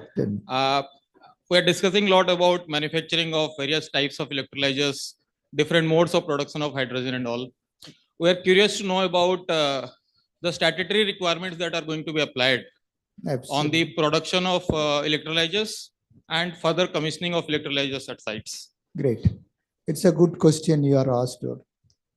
So, ladies and gentlemen, I would like to tell that PESO as a regulatory authority has, please be seated, has taken the gas cylinder rules and SMPB rules revision. So we have already taken 40 standards, international standards and codes into gas cylinder rules and 30 standard into static and mobile pressure vessel rules. So in the gas cylinder rules, we will be coming with the license for automotive vehicles for hydrogen, and the cylinder storages also require licenses. These are the two areas wherein we will be granting license. If you have a cylinder storage, if you have a filling station, it will be coming under the gas cylinder rules. As far as pressure vessels are concerned, if you're having a pressure vessels for storage of hydrogen, whether it is cryogenic or otherwise, you will have to take a license in the Form 3 of SMPV and FED rules, static and mobile pressure vessel rules. And if the cross-country pipeline, if you are intended to do, and the pressure is more than 8 kg per centimeter squared, you have to get the permission from PESO under manufacture of storage and both hazardous chemical rules. So electrolyzer we are not considered. Electrolyzer will not be coming under the purview of PESO. The manufacturer we are not taken care of. But if the electrolyzer is coming in the petroleum in the hydrogen retail outlet, we will consider the safety distance that one. That we have a table deciding on the safety distance to be maintained between electrolyzer and the storages and to the dispensing units. These are the two major things we are considering. And all the applications when you are submitting, has to have a comprehensive risk assessment, HACCP study to be done by the company, and the reports to be submitted. And the HACCP and the closeout report also has to be given. And all the codes, all the international codes which reference to the hydrogen has been incorporated in the system. Any other questions?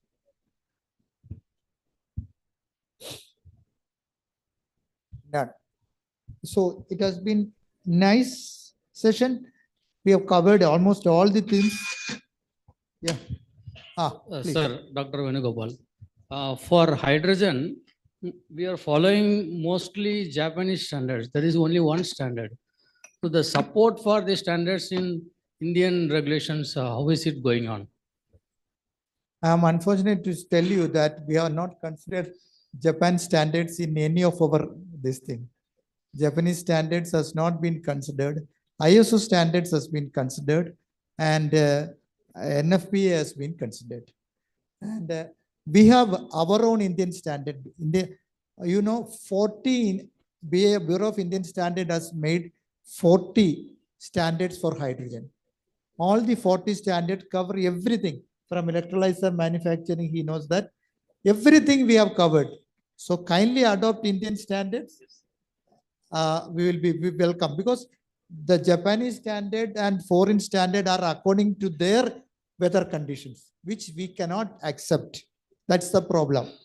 But still, NFPA 2 we have considered after conducting several risk assessment studies by ourselves.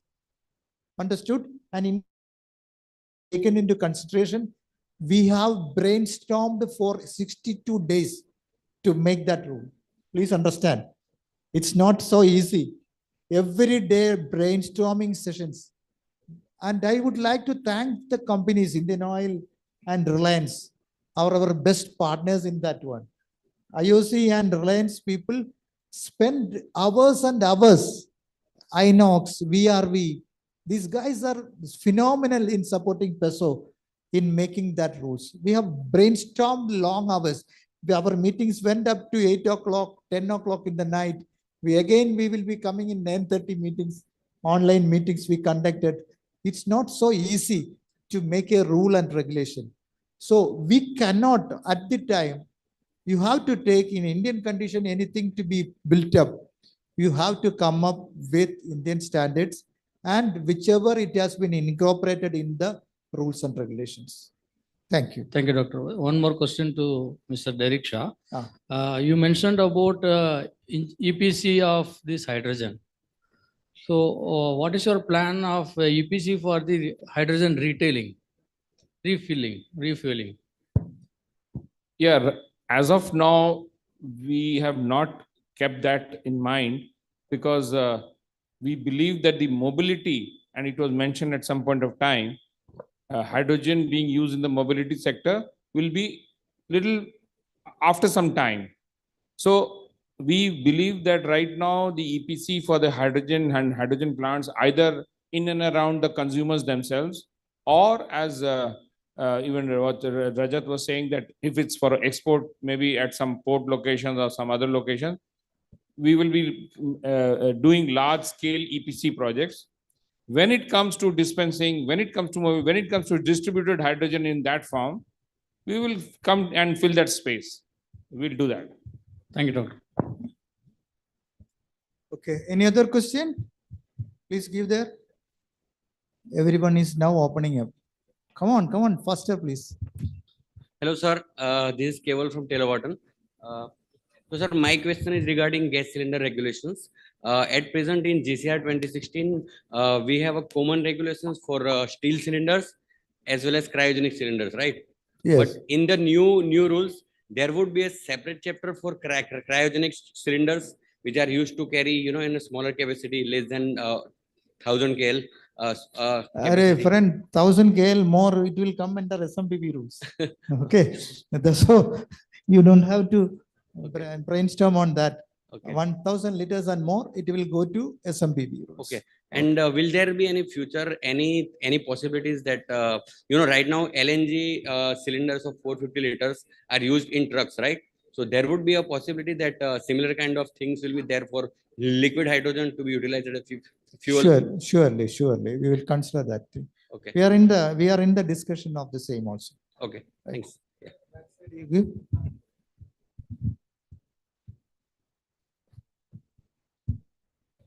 Sir, my question is related to cryogenic storage. The safety distance criteria and layout criteria, is it covered in SMPV rules? Yes, Or- in the new amendment, it has been fully covered. Amendment is coming up. Right, sir. Thank you. Thank you. Thank you, ladies and gentlemen. Today's discussion has shed light on the potential of hydrogen as a key player in the global energy transition. The expertise shared by the panelists from Reliance, L&T, BPCL, Adani Green, HT Power System, and HPCL has provided us with a deeper understanding of the opportunities and challenges ahead. I would like to thank all the participants for their active engagement, thoughtful questions, and valuable contributions to the discussion. Let us take the knowledge and insights gained today and use them to drive positive change in the energy sector as we navigate towards a more sustainable future. Thank you for all the participation, and let us continue working together to harness in global energy transition. Thank you, ladies and gentlemen. Thank you very much. On behalf of the organizing, I would like to give a memento for all the panelists here.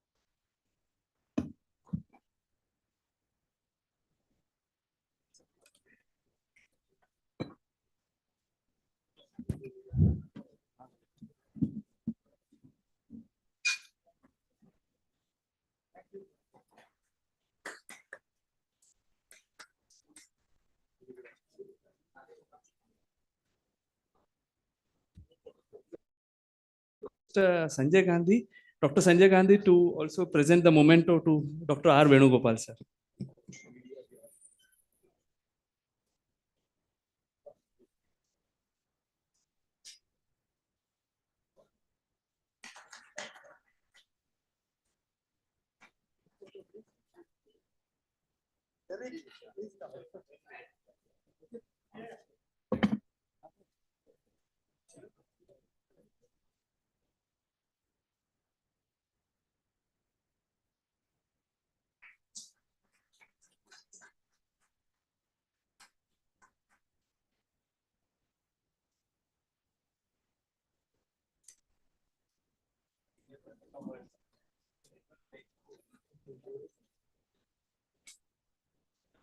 Yeah, thank you.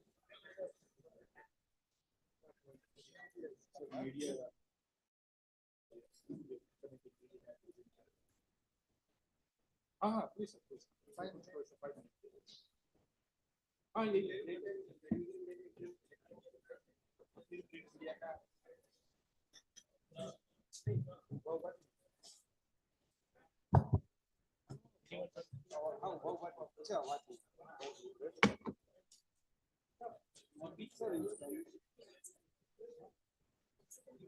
हाँ इनको ही दे दो, इनको ही। हाँ यहीं पे दे दो सब लोगों को एक एक करके।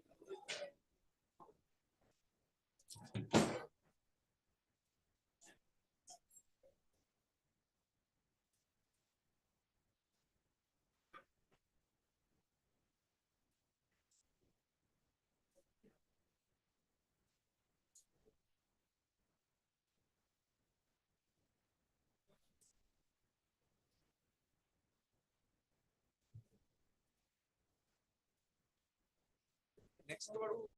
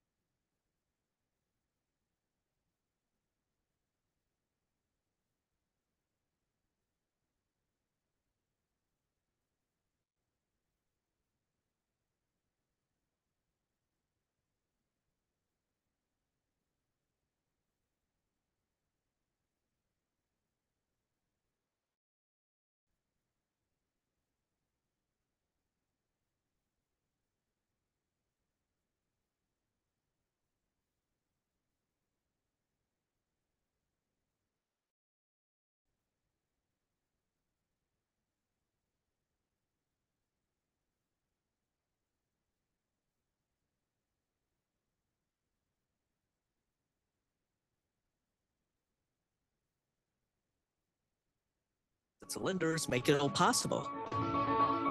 It helps enjoy easy and light cooking. It's used to save lives. To carry clean gas to fuel cars, efficiently and safely move more. Welcome to Time Technoplast. It is a multinational conglomerate headed by dynamic technocrat entrepreneurs.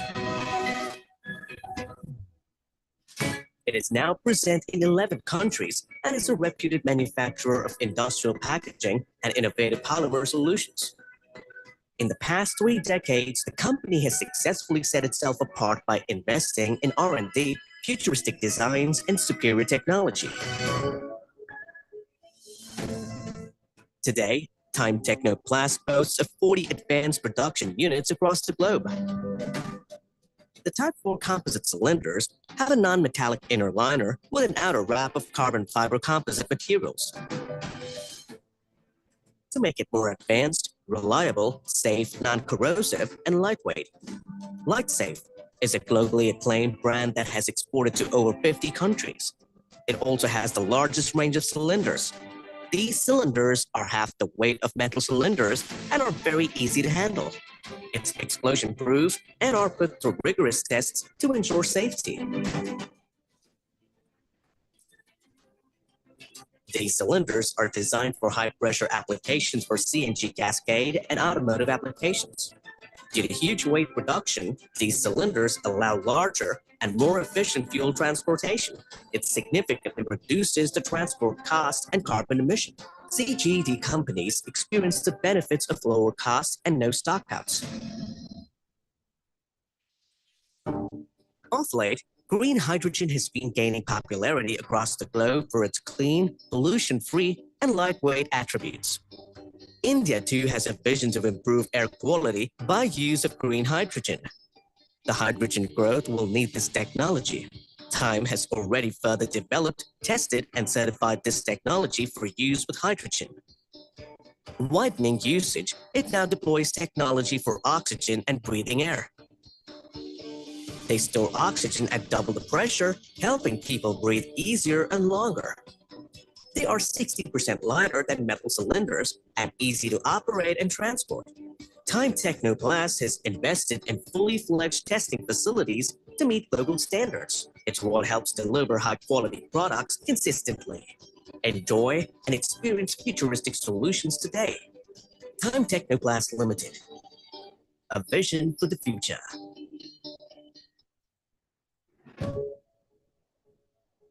A clear sign of lifestyle improvement. Cooking outside. It's now easier, safer, more affordable. Composite cylinders make it all possible. It helps enjoy.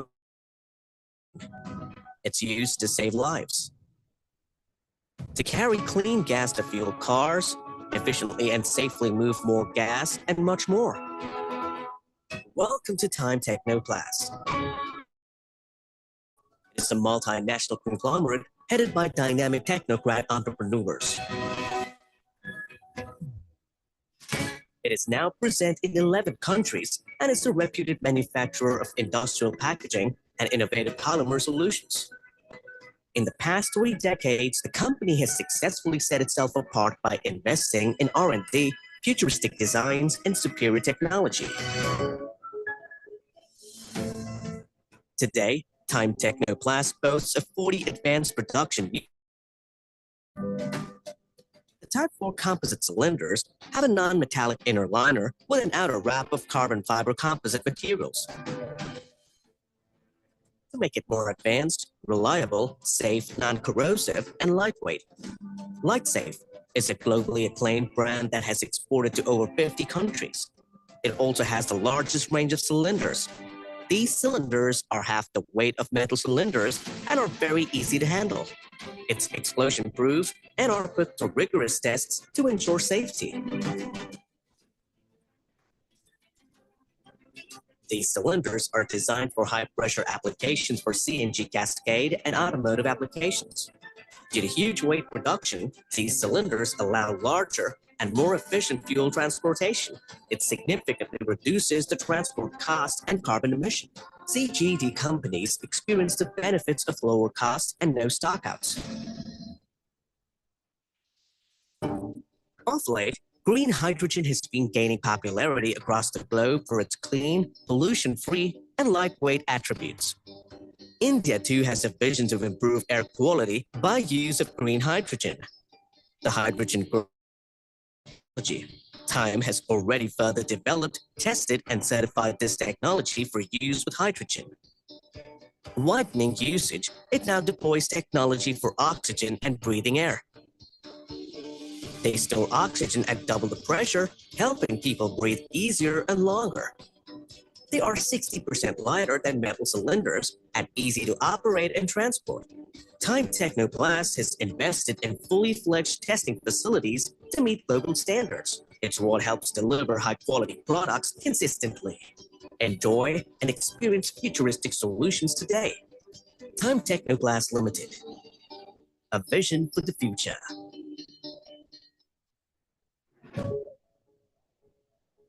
A clear sign of lifestyle improvement. Cooking outside. It's now easier, safer, more affordable. Composite cylinders make it all possible. It helps enjoy easy and light cooking. It's used to save lives. To carry clean gas to fuel cars, efficiently and safely move more gas, and much more. Time Technoplast. It is a multinational conglomerate headed by dynamic technocrat entrepreneurs. It is now present in 11 countries and is a reputed manufacturer of industrial packaging and innovative polymer solutions. In the past 3 decades, the company has successfully set itself apart by investing in R&D, futuristic designs, and superior technology. Today, Time Technoplast boasts of 40 advanced production units across the globe. The Type 4 composite cylinders have a non-metallic inner liner with an outer wrap of carbon fiber composite materials. To make it more advanced, reliable, safe, non-corrosive, and lightweight. LightSafe is a globally acclaimed brand that has exported to over 50 countries. It also has the largest range of cylinders are half the weight of metal cylinders and are very easy to handle. It's explosion-proof and are put through rigorous tests to ensure safety. These cylinders are designed for high-pressure applications for CNG cascade and automotive applications. Due to huge weight reduction, these cylinders allow larger and more efficient fuel transportation. It significantly reduces the transport cost and carbon emission. CGD companies experience the benefits of lower costs and no stockouts. Of late, green hydrogen has been gaining popularity across the globe for its clean, pollution-free, and lightweight attributes. India too has a vision to improve air quality by use of green hydrogen. Both will need this technology. Time has already further developed, tested, and certified this technology for use with hydrogen. Widening usage, it now deploys technology for oxygen and breathing air. They store oxygen at double the pressure, helping people breathe easier and longer. They are 60% lighter than metal cylinders and easy to operate and transport. Time Technoplast has invested in fully fledged testing facilities to meet global standards. It's what helps deliver high-quality products consistently. Enjoy and experience futuristic solutions today. Time Technoplast Limited. A vision for the future.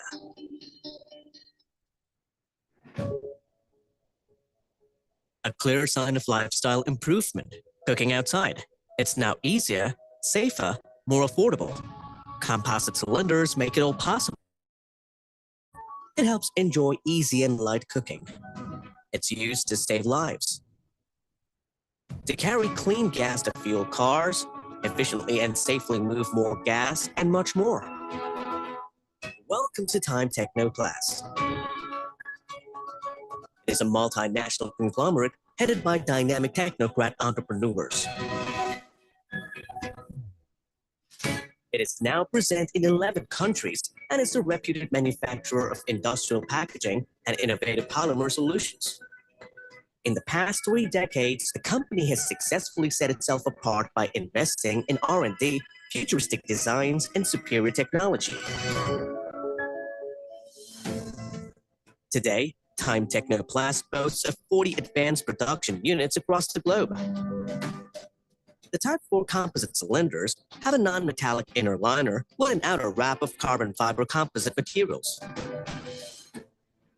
To make it more advanced, reliable, safe, non-corrosive, and lightweight. LightSafe is a globally acclaimed brand that has exported to over 50 countries.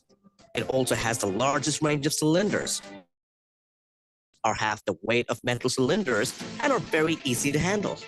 It's explosion-proof and are put through rigorous tests to ensure safety. These cylinders are designed for high-pressure applications for CNG cascade and automotive applications.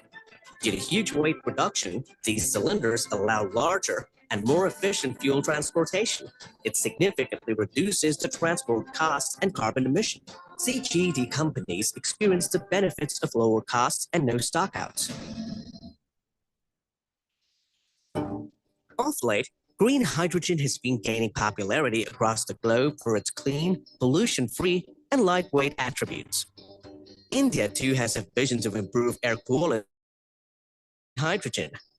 The hydrogen growth will need this technology. Time has already further developed, tested, and certified this technology for use with hydrogen. Widening usage, it now deploys technology for oxygen and breathing air. They store oxygen at double the pressure, helping people breathe easier and longer. They are 60% lighter than metal cylinders and easy to operate and transport. Time Technoplast has invested in fully fledged testing facilities to meet global standards. It's what helps deliver high-quality products consistently. Enjoy and experience futuristic solutions today. Time Technoplast Limited. A vision for the future.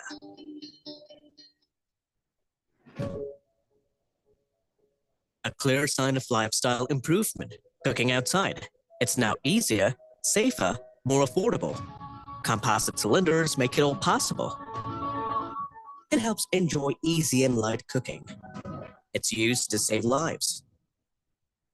To carry clean gas to fuel cars, efficiently and safely move more gas, and much more. Welcome to Time Technoplast. It is a multinational conglomerate headed by dynamic technocrat entrepreneurs. It is now present in 11 countries and is a reputed manufacturer of industrial packaging and innovative polymer solutions. In the past 3 decades, the company has successfully set itself apart by investing in R&D, futuristic designs, and superior technology. Today, Time Technoplast boasts of 40 advanced production units across the globe. The Type 4 composite cylinders have a non-metallic inner liner with an outer wrap of carbon fiber composite materials. To make it more advanced, reliable, safe, non-corrosive, and lightweight. LightSafe is a globally acclaimed brand that has exported to over 50 countries. It also has the largest range of cylinders. These cylinders are half the weight of metal cylinders and are very easy to handle. It's explosion-proof and are put through rigorous tests to ensure safety. These cylinders are designed for high-pressure applications for CNG cascade and automotive applications. Due to huge weight reduction, these cylinders allow larger and more efficient fuel transportation. It significantly reduces the transport cost and carbon emission. CGD companies experience the benefits of lower costs and no stockouts. Of late, green hydrogen has been gaining popularity across the globe for its clean, pollution-free, and lightweight attributes. India too has a vision to improve air quality by use of green hydrogen. The hydrogen growth will need this technology. Time has already further developed technology for use with hydrogen. Widening usage, it now deploys technology for oxygen and breathing air. They store oxygen at double the pressure, helping people breathe easier and longer. They are 60% lighter than metal cylinders and easy to operate and transport. Time Technoplast has invested in fully fledged testing facilities to meet global standards. It's what helps deliver high-quality products consistently. Enjoy and experience futuristic solutions today. Time Technoplast Limited. A vision for the future.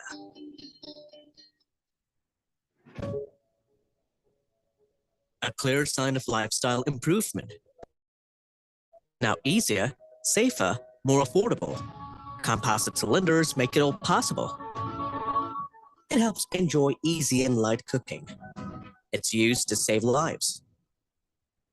To carry clean gas to fuel cars, efficiently and safely move more gas, and much more. Welcome to Time Technoplast, a national conglomerate headed by dynamic technocrat entrepreneurs.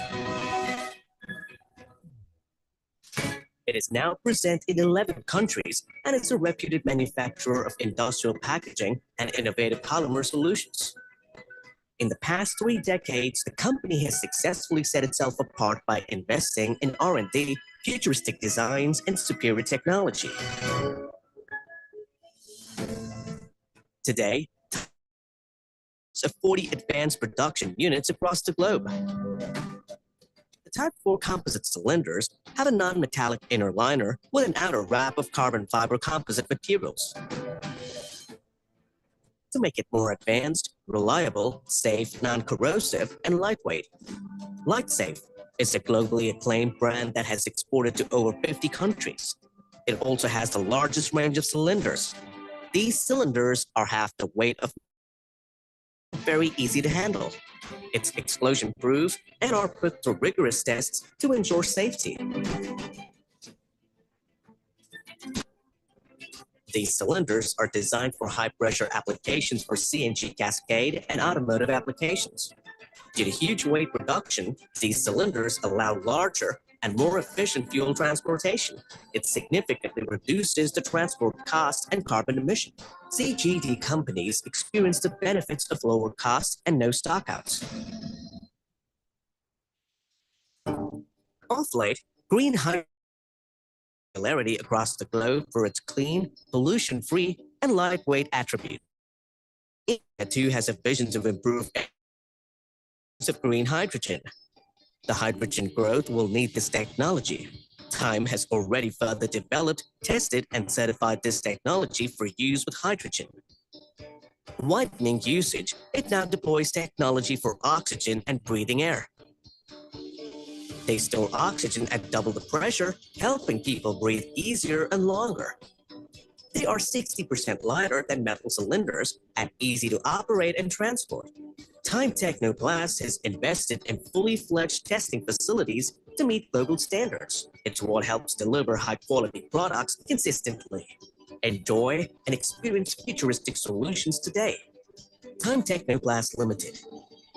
A vision for the future.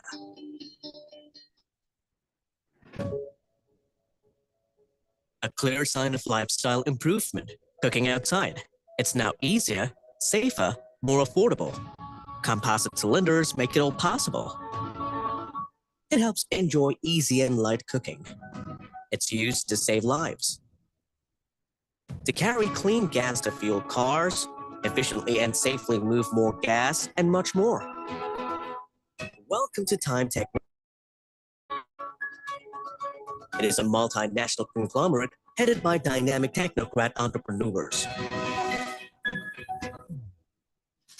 It is now present in 11 countries and is a reputed manufacturer and innovative polymer solutions.